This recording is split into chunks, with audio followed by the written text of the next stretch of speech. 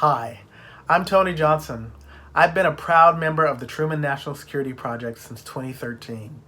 It's my pleasure to spend a few minutes today to tell you how I feel about Truman, talk about why the voice of Truman and its members is so important, and to share with you my perspective on Truman's future. I joined Truman in 2013 looking to sharpen my national security skills and expand my professional network. I found what I was looking for: a community of progressive foreign policy and national security professionals working to develop and advance big ideas that will drive and shape U.S. security policy for the 21st century. I also discovered an amazing community of friends and colleagues. But more importantly, I found a calling. In 2013, I co-founded True Diversity with my good friend, Dr. Rachel Gillum. Together, we created a space to amplify and promote the voices of members of color, create greater diversity throughout our ranks, and to impact the ongoing dialogue regarding national security.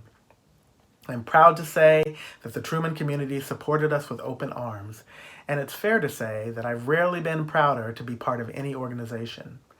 Now more than ever, the diverse voices of Truman members is vitally important to our national security, both at home and abroad. The United States cannot expect to have a strong foreign policy on the back of a weak domestic policy. I am confident Truman will continue to seek and nurture diverse voices and create a stronger community of national security experts. It's been my honor to be part of Truman, and I look forward to the great work ahead of us. Thank you.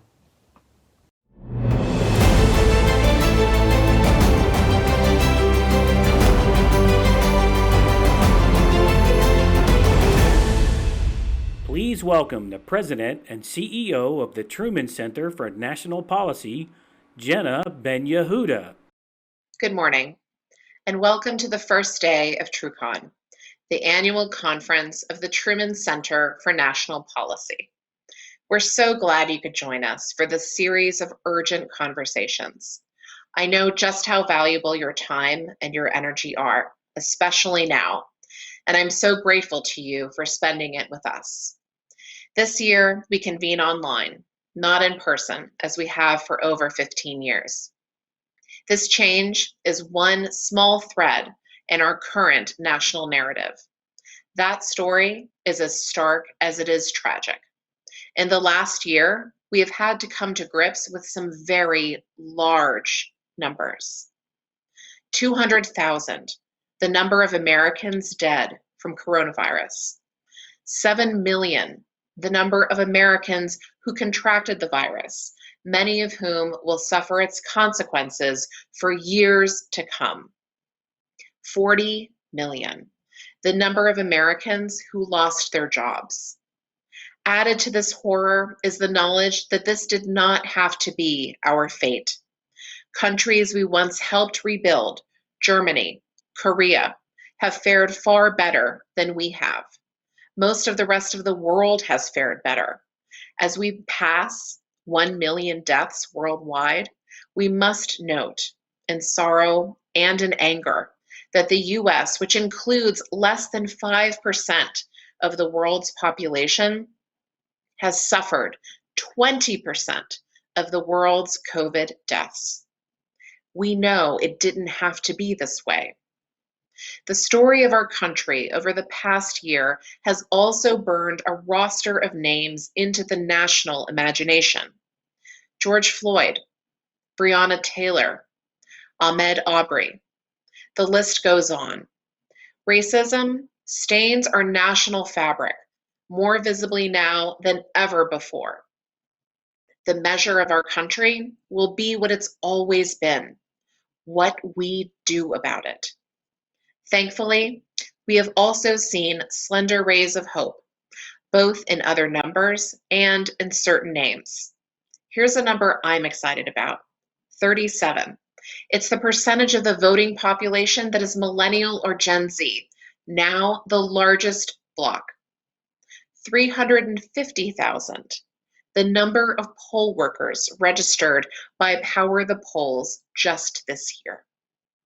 And then there are the names we've learned and lauded this year: Fiona Hill, Jacinda Ardern, Alexander Vindman, who we'll be hearing from tomorrow as he accepts the first Truman Award for exceptional moral courage in public service.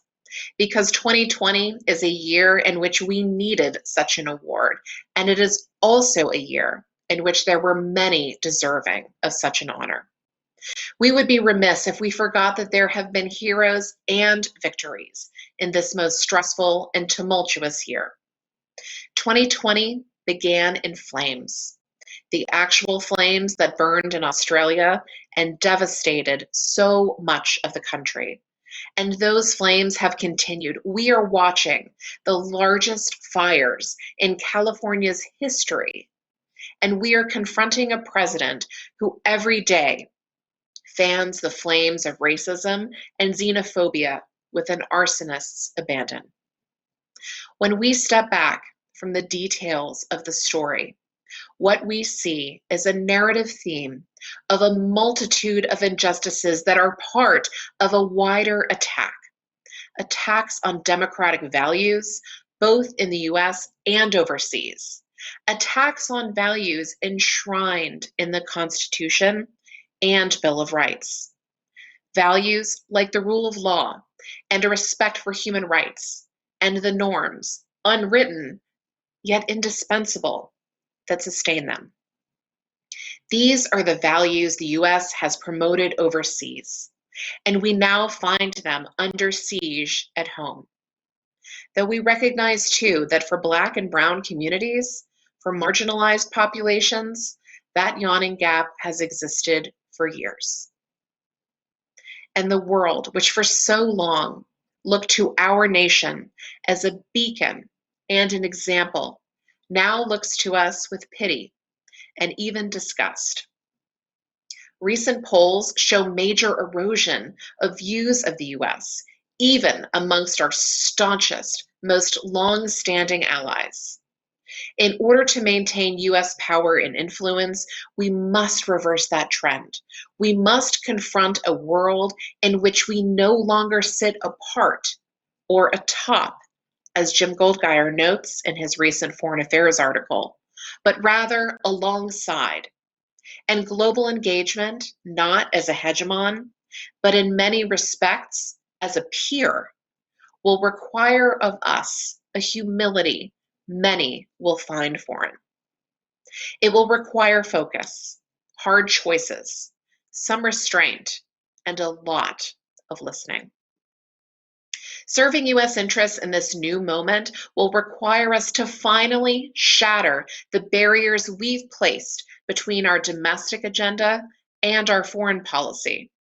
We may be at home in the world. We must be at home in the world, just as COVID made it to our shores in an afternoon's transatlantic flight, and as California's fires made DC's skies hazy just days later, so too must we recognize that our broader national security challenges are the ones we also face at home.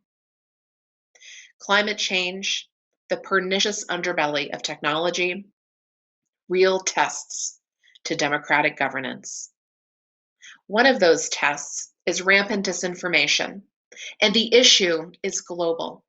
It's driven anti-Muslim violence in Burma and far-right violence in Europe, and it's turned up in the guise of racist and anti-Semitic full-page ads in Spanish-language newspapers in South Florida. At Truman, we have long recognized that interconnectedness. Our nationwide network of extraordinary national security professionals live along those seams. These are the lessons the national security community has worked long and hard to learn abroad, and we have so much to share at home. And it's why this current moment, for all its perils, for all the sadness and the rage, it's one where Trumans are making a difference nationally and in our communities across our 16 chapters around the country. And I hope for those of you who are new to Truman that you like what you see here. And if you do, please head to trumancenter.org to apply for membership. Our applications open in February for our 2021 class. And if you're able, please consider donating. Your support makes all of these ideas and all of this work possible. I'd like to thank at this point the sponsors who make our work possible and enable us to convene over the next 4 days. MITRE, Lockheed Martin, Exec Online, the Open Society Foundations, the Beacon Fund, the Carnegie Corporation of New York, the John D. and Catherine T. MacArthur Foundation, the Compton Foundation, the Sandler Foundation, and Plowshares Fund.